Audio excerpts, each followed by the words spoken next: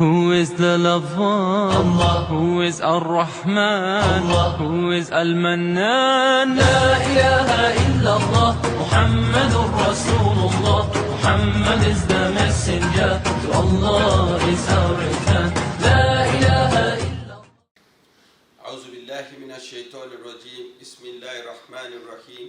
والصلاة والسلام على أشرف المرسلين سيدنا محمد صلى الله عليه وسلم وعلى آله وصحبه وسلم.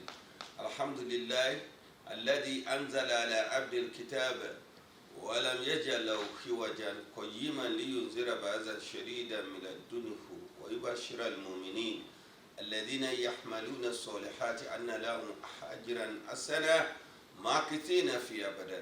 أشهد أن لا إله إلا الله وحده لا شريك له وأشهد أن محمدا عبده ورسوله. اللهم صل على سيدنا محمد وعلى آله وصحبه وسلم. آمين. Àwa ìsọ̀rí lọ sí ọ̀dọ̀ Ọlọ́run ọba nípa èso ẹni ẹ̀kọ́ ẹni ìgbé. A bẹ̀rẹ̀ pẹ̀lú orúkọ Ọlọ́run ọba kan ṣoṣo, ọba olóore ọ̀fẹ́, ọba aládìpẹ̀lẹ̀ ẹ̀san rere. Ìkẹ́ Ọlọ́run, àánú Ọlọ́run àti ìbùkún rẹ̀ kó máa bá aṣíwájú ẹ̀dá. Àní ànábì wa tí jẹ́ Muhammad sallallahu alayhi wa sallam. Ìkẹ́ Ọlọ́run, àánú Ọlọ́run kó máa bá àwọn ará ilé ànábì àti gbogbo ẹni tó gba t'Ọlọ́run ọba lódodo. Àmín. A kí n káàbọ̀ sórí ètò yìí ní alẹ́ òní, ètò tí a fi ń dára wa lọ́yẹ̀ nípa ẹ̀kọ́ ẹ̀sìn Islam, tá a sì máa ń jíròrò nípa tó bá ń lọ nípa ọ̀rọ̀ Islam bákan náà. Ní òní, a fẹ́ ṣe àfihàn díẹ̀ nínú àwọn ọmọ wa tí wọ́n yán kànkàn níbi ìdíje Al-Qur'an tó kọjá lọ, gẹ́gẹ́ bá a ṣe máa ń ṣe lọ́dọọdún. Bẹ́ẹ̀ bá rántí, lọ́dọọdún tá a bá ti ṣe competition ti state tán, nípalẹ̀ mọ́ káwọn ọmọ wa tó lọ feature níbi ètò National Quran Recitation Competition, a máa ń present àwọn great ambassadors wọ̀nyí, kẹ́ ẹ lè dá wọn mọ̀, kẹ́ ẹ lè rí wọn. Eléyìí yóò máa jẹ́ encouragement fáwọn ẹlẹgbẹ́ wọn, yóò sì máa jẹ́ ìwúrí fún àwọn òbí yòókù náà láti rán àwọn ọmọ wọn pé kì í ṣe kankan máa kéwú ké nìkan, kan commit Quran sí memory, ìyẹn ni pé kí wọ́n há sórí. Lónìí mo wà nílé iṣẹ́ NTA Ìlọrin pẹ̀lú àlejò wa tí a pè wá lẹ́nìí tí wọ́n jẹ́ akọ̀wé fún ètò ìdíje Al-Qur'an ní ìpínlẹ̀ Kwara, tí orúkọ wọn jẹ́ Imam Abdulmumin Afọdún. Assalamu alaikum wa rahmatullahi wa barakatuh. Wa alaikum salam wa rahmatullahi wa barakatuh.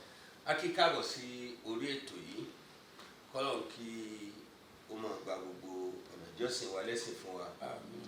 A pè yín wálé ní láti wá béèrè lọ́wọ́ yín pé ìpalẹ̀mọ́ fún ètò ìdíje Al-Qur'an ti orílẹ̀-èdè Nàìjíríà lápapọ̀, tó ṣe pé àwọn tó bá yege ń bẹ̀ wọ́n lọ sójú Nàìjíríà ní Saudi Arabia, the International Quran Recitation Competition. ń bo lè tó dé dúró. A'udhu billahi minash shaitanir rajim. Bismillahir rahmanir rahim. Wassalatu wassalamu ala ashrafil mursalin sayyidina wa maulana wa nabiyyina Muhammadin wa ala alihi wa sahbihi wa sallim. Àmín. A dúpẹ́ fún Ọlọ́run, a yìn Ọlọ́run, a ṣe àfọ̀mọ́ orúkọ rẹ̀, a kí Ọlọ́run, a kí a yìn àṣà, a yìn nítorí kọ́ ọbẹ̀ yìí ní lánàá, ọbẹ̀ yìí ní lẹ́nu, ọbẹ̀ yìí náà ni ó máa jẹ gbére.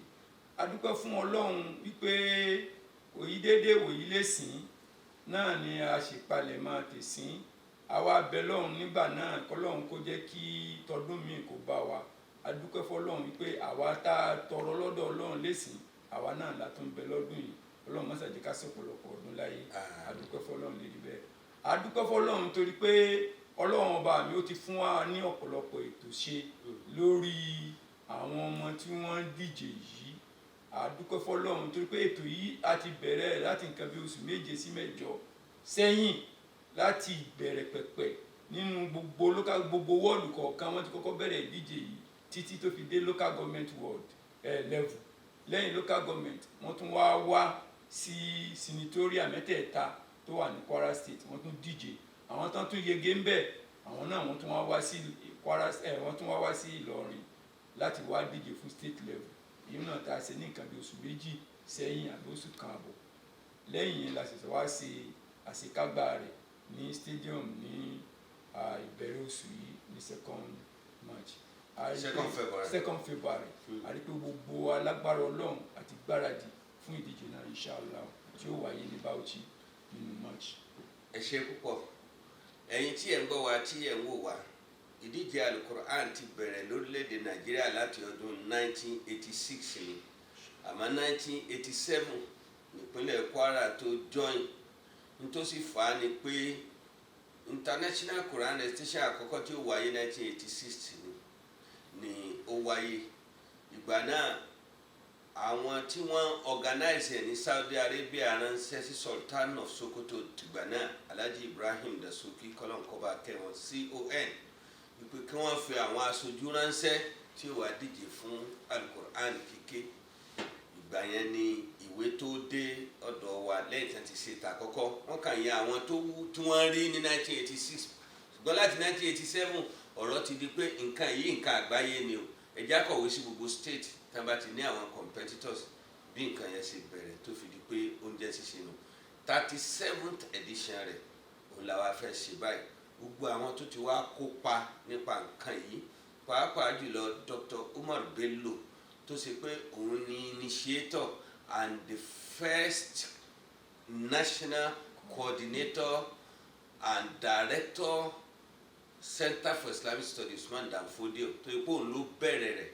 Dr. Umar Bello used to be an academic ní University Usman Dan Fodio University wọ́n ti padà lọ bá Ọlọ́run ọba wọn kọ́lọ́run kó wọlé àṣẹ tí wọ́n ṣe kalẹ̀ yìí kó sì wọ́n ní ẹni ìkẹ́ ẹni ìgẹ̀ kó sì wọ́n lẹ́ni àlìjánná ìyàwó wọn ló wá rọ́pò wọn nínú kọ́mítì nísìn tá a mọ̀ sí Professor Sadia Umar Bello wọ́n bá iṣẹ́ lọ níbi tọ́kọ̀ wọ́n bá iṣẹ́ dé ìdíje Al-Qur'ani yìí tí àwa ń ṣe ní ọdọọdún yìí ó dáa káwọn èèyàn mọ̀ pé oríṣiríṣi kàtígórì ni ó wà ẹ ṣàlàyé àwọn kàtígórì tó wà fún wa. Alhamdulillah ìdíje ní national level kàtígórì ní tẹ́lẹ̀tẹ́lẹ̀ kó tó di ọdún yìí tí a kó sí kàtígórì 6 ló máa ń wà fún àwọn ọkùnrin 6 fún àwọn obìnrin kàtígórì alákọ̀ọ́kọ́ ni àwọn tí wọ́n bá há Quran lódidi àti tafsir àti tajwidi rẹ̀ lápapọ̀ kàtígórì ẹlẹ́ẹ̀kejì ni àwọn tó ń há 60 isu ìyẹn ní odidi Quran tí ò sí tafsir ń bẹ kàtígórì ẹlẹ́ẹ̀kẹta ni àwọn tó ń há 40 isu ẹlẹ́ẹ̀kẹrin ni àwọn tó ń há 20 isu ẹlẹ́ẹ̀karùn-ún ni àwọn tó ń há isu 10 ẹlẹ́ẹ̀kẹfà ni àwọn tó ń há isu 2 àwa dúpẹ́ fọ́lọ́run lọ́dún yìí Ọlọ́run ti tún ṣe àgbéga fún ìdíje yìí ó sì wá ka Kwara náà kún náà àwọn tó ṣe àgbéga náà fún isu 2 tẹ́lẹ̀tẹ́lẹ̀ àwọn tó ń há isu 2 tó jẹ́ kàtígórì ẹlẹ́ẹ̀kẹfà tá a máa ń díje fún gbogbo ọdọọdún lọ́dún yìí wọ́n ní kò ní sí isu méjì fún àwa kan àwa tí a wá láti gbogbo Àríwá North Central àti South níbí báyìí a ní díje fún isu 2 mọ́ àwọn àti kọjá level nítorí náà Ọlọ́run bá mi ti tún gbé wa ga Kwara náà sì wà nínú àwọn tọ́lọ́run bá mi gbé ga nítorí pé àwọn náà mọ ipò Kwara kò sí ọdún náà tí tọ́lọ́run ọba ò ní ká gbé igbó orókè ní gbogbo ìgbà kódà ìmọ̀ iye ọdún tó dé pé ọdún kan bẹ tó pé odidi mọ́tò 4 náà la kó wá sí Kwara ní ìdíje ìjà lọ àwọn competitors wa wọ́n win ní mọ́tò ẹ̀ tuntun agánrán 4 la kó wọlé wá so bẹ́ẹ̀ náà ni wọ́n ti ń bá lọ ìdí eléyìí ló jẹ́ pé kàtígórì 5 yìí náà láti feature ọkùnrin kàtígórì 5 náà láti feature àwọn obìnrin lọ́dún. níjẹ́ ìjọ tá a ṣe ètò yìí lédè òyìnbó Inshallah ẹ pé àwọn méjì pé kí wọ́n ké Quran fún wa ta ni ẹ pè lénìí tí ó máa jẹ́ ẹnì kẹta tó jẹ́ kan nínú àwọn tí yóò díje fún wa lóko ìpínlẹ̀ Kwara ká pè jáde kó ké Quran náà káwọn èèyàn bá wa wò. A dúpẹ́ fún Ọlọ́run nínú àwọn tí wọ́n ń lọ sójú Kwara State lọ́dún yìí a ó pe arábìnrin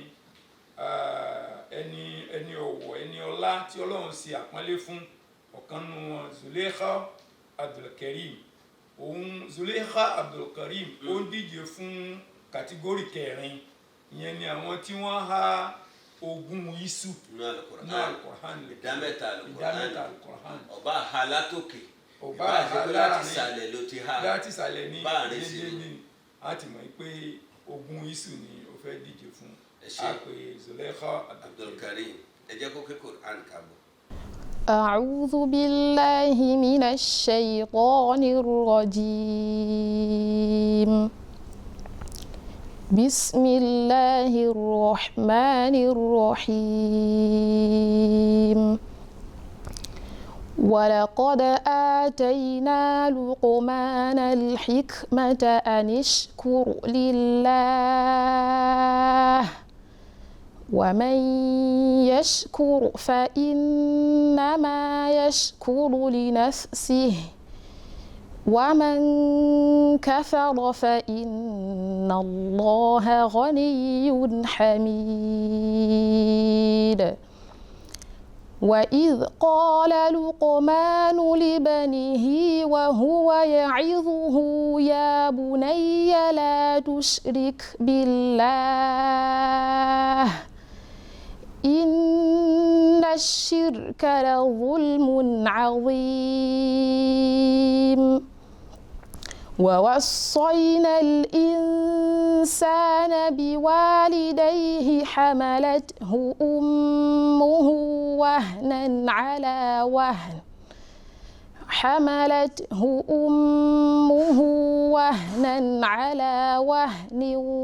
وفصاله في عامين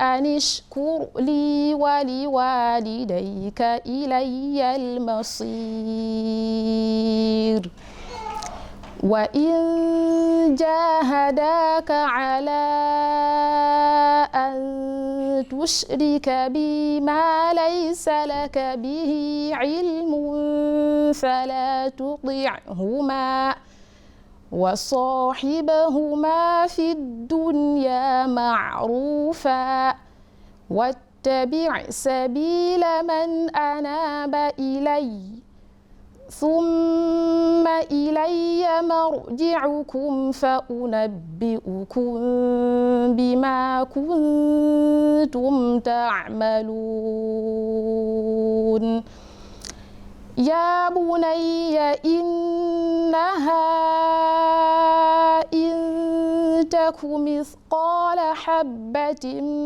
من خردل فتكن في صخرة أو في السماوات أو في الأرض يأت بها الله إن الله لطيف خبير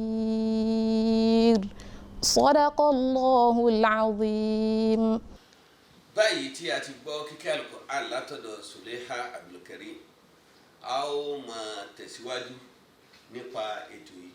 mo rí pé ìdíje Al-Qur'an ti ń lọ sí Bauchi lọ́dún ní ẹ̀sìn Kánò ni a ti ṣe ní Ìdúnta a ṣe ní ìpínlẹ̀ Èkó ní Ìdúnrin a ṣe ní Gombe State ní Dùnrún a ṣe ní Katsina àìgbé lọ state kan bẹ́ẹ̀ lọ.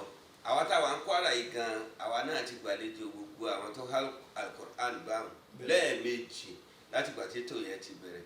àgbàlejò wọn àkọ́kọ́ ní year 2000 wọ́n fi èyún họ́nà wa ní Kwara State pé Kwara ló líìdì gbogbo Nàìjíríà nínú ìdíje Al-Qur'an híhá tá a gba first all round ní year 1999. so wọ́n ní Kwara ẹlẹ́mà host gbogbo nation ní year 2000. so àgbàlejò rẹ̀ ń gbà yẹn gbàtọ́lọ́wọ́ ó tún ṣe fún wa 17 years after wọ́n bá tún ní àwa náà ní ó tún kàkà host national Quran recitation competition gẹ́gẹ́ bí Kwara ṣe jẹ́ pàápàá jùlọ ìlú Ìlọrin tó jẹ́ Islamic citadel and center of learning and scholarship in Islam and Arabic. wọ́n bá tún ní ká gba àlejò ní 2017 àtúgbàlejò yẹn ó tún dàbí tá a ṣe ní year 2000 lọ bí ó ṣe máa yẹ wá lọ́dọọdún nù insha Allah. nísìn àáfàyè lẹ̀ fún àwọn ọmọ wa méjì sí nú àwọn tí wọ́n lọ sójú Kwara láti kí Al-Qur'an fún wa falyatafaddal mashkuran ma'juran minallah. a pe Sharifuddin Zakaria tó ń díje fún kàtígórì kẹrin àwọn tí wọ́n há ogún isu lọ́kùnrin àti Hazima Salahuddin òun náà ń díje fún isu 10 yẹn ní kàtígórì karùn-ún.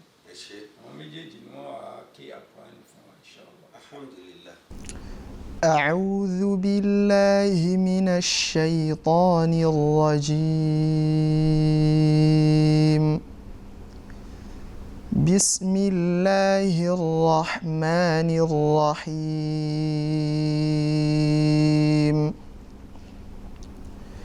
والله جعل لكم الأرض بساطا لتسلكوا منها سبلا فجاجا قال نوح رب إنهم عصوني واتبعوا من لم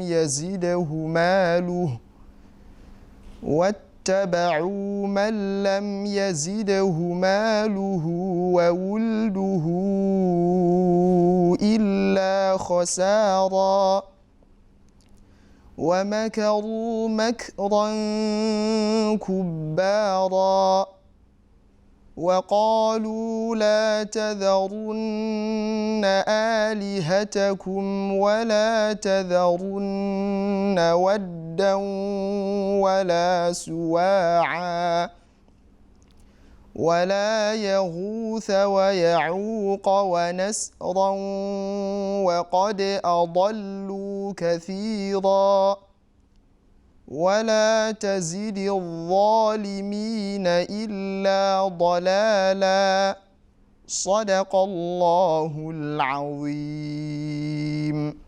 أعوذ بالله من الشيطان الرجيم. بسم الله الرحمن الرحيم.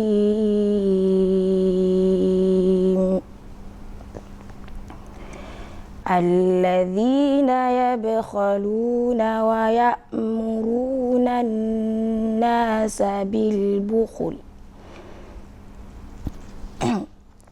ومن يتول فإن الله هو الغني الحميد.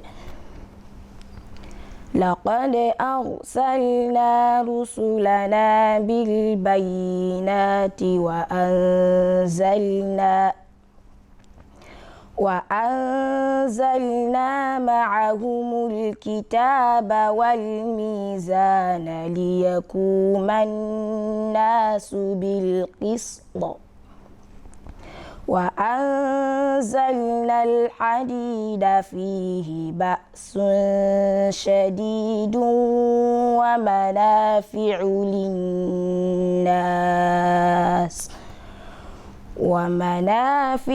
للناس وليعلم الله من ينصره ورسله بالغيب إن الله قوي عزيز.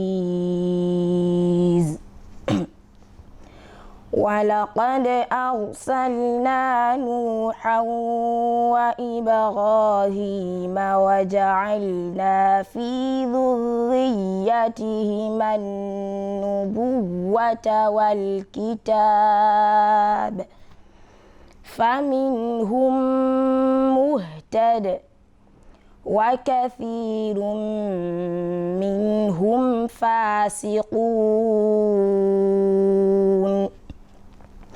ثم قفينا على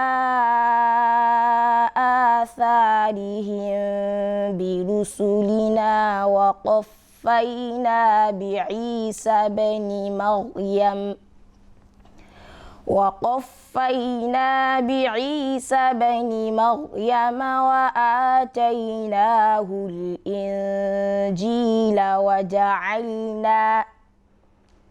وجعلنا في قلوب الذين اتبعوه رأفة ورحمة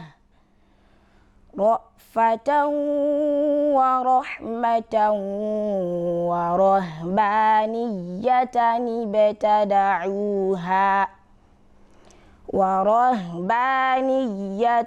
ابتدعوها ما